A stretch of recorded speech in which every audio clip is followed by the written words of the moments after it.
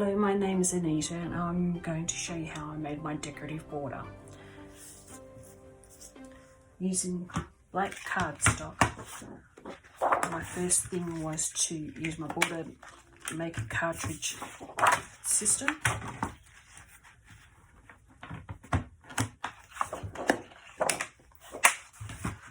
With the Flourish Vine cartridge.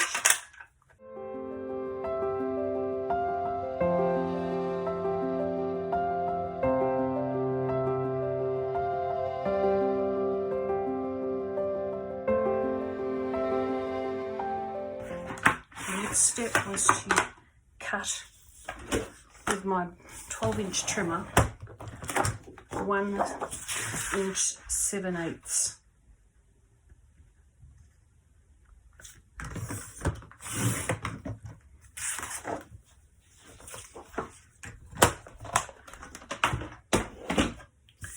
And then with my final punch, the dollop arch punch, I did the last step.